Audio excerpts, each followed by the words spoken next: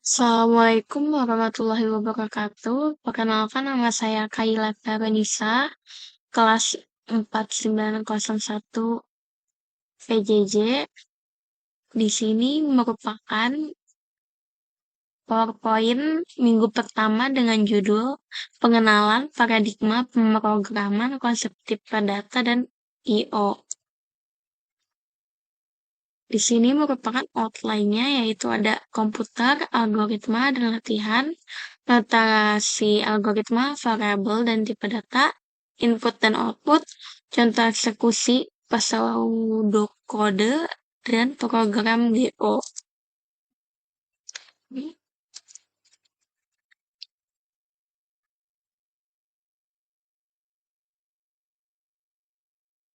Di slide 10 terdapat contoh rotasi isi kotak. Di sini ada algoritma, yaitu ada langkah ini itu ada 5. Yang pertama, ambil bola dari kotak hitam dan masukkan ke dalam kotak biru. Kedua, ambil bola dari kotak hitam dan masukkan ke dalam kotak kuning.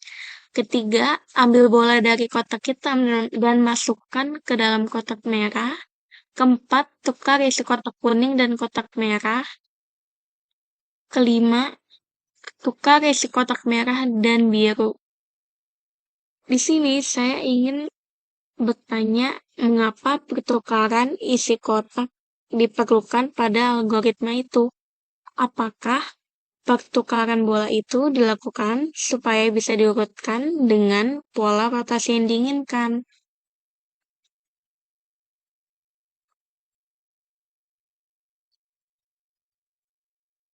Yang kedua, ada contoh pemindahan isi kotak. Di sini saya ingin bertanya, bagaimana langkah sederhana untuk memindahkan 100 bola dan untuk memindahkan 100 bola dari kotak hitam ke kotak orange secara efisien.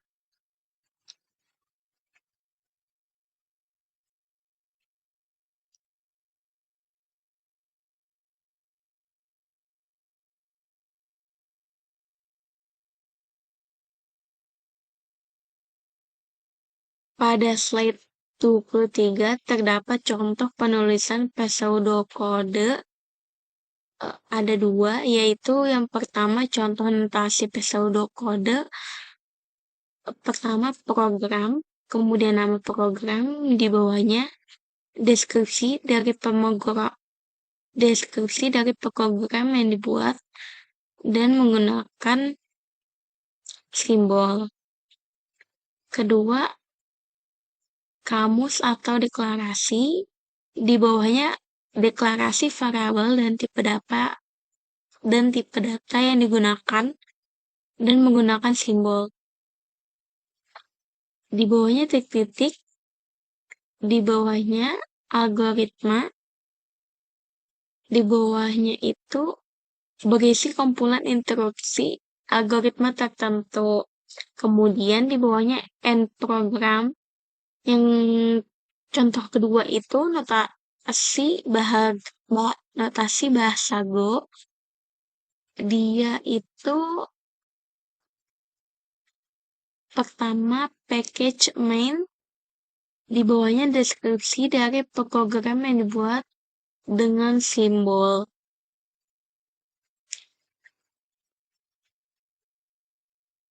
Kedua, main dengan simbol, di bawahnya deklarasi variabel dan tipe data yang digunakan.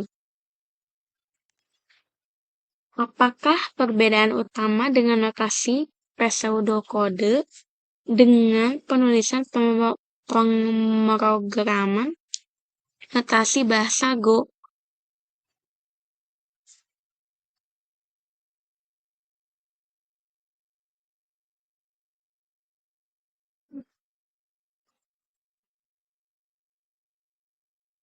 Pada slide 26 terdapat variabel, yaitu ada 4 variabel. Yang pertama nama variabel itu dimulai dengan huruf angka atau garis ke bawah.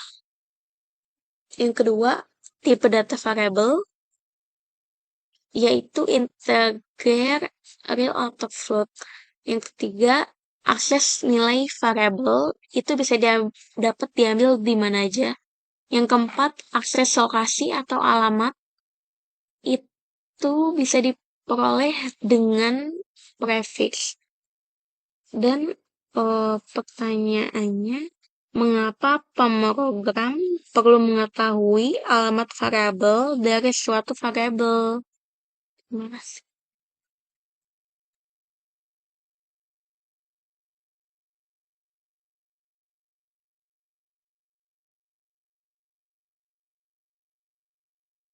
Pada slide 27 terdapat deklarasi variabel. Variabel itu harus dideklarasikan dulu sebelum digunakan. Dan juga harus dianalisasi dulu agar nilai yang tersimpan diketahui dengan jelas dan eksekusi algoritma itu dapat terprediksi. Di sini ada kamus deklarasi variabel. Ada dua, notasi pseudokode dan notasi bahasa Go. Yang pertama, notasi pseudokode pakai algoritma kamus, kemudian suhu sama dengan real, umur sama dengan integer, A1, A2, A3 sama dengan char, nama sama dengan string, lulus sama dengan boolean. Kedua, notasi bahasa Go, var menggunakan simbol di bawahnya suhu, float 64, umur, int, A1, A2, A3, round, nama, string, lulus, bool.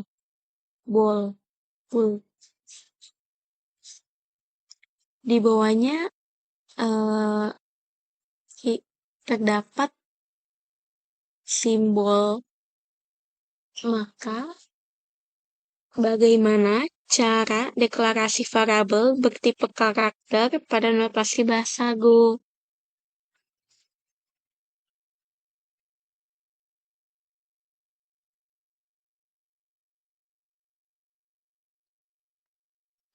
Variabel bertipe karakter A1, A2, A3, round.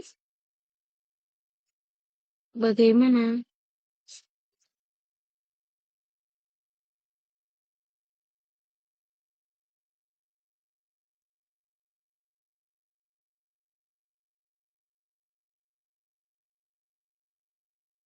Pada slide 32 terdapat ilustrasi variabel dan alamat memori. Di sini terdapat 3 macam. Yang pertama, kode program. Kedua, memori atau RAM. Ketiga, piranti output monitor. Mengapa dalam pemrograman diperlukan menemukan alamat suatu variabel? Bukan hanya keuntungannya.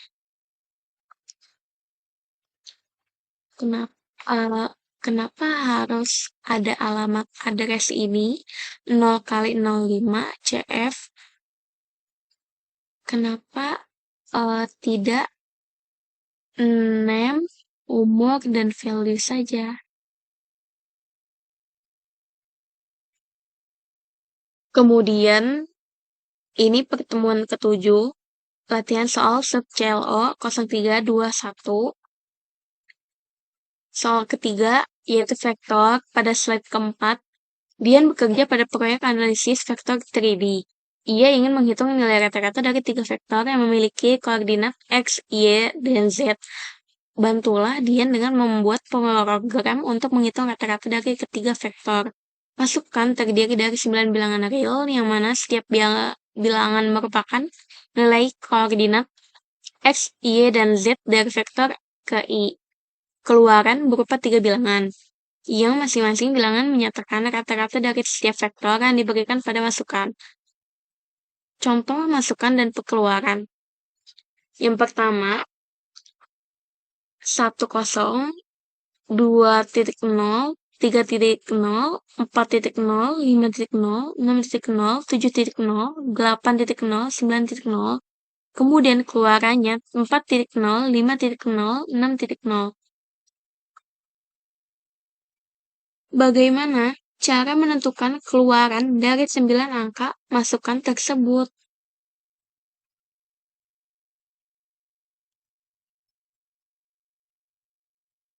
Pada soal keempat, yaitu determinan, pada slide kelima, Angga sedang belajar mengenai matriks dan ingin mengetahui cara menghitung determinan dari matriks 2 kali 2. Dan dia memberikan nilai-nilai matriks dan meminta bantuan untuk menghitungnya. Determinan sama dengan A kali D dikurang B kali C. Atau bisa juga tambah atau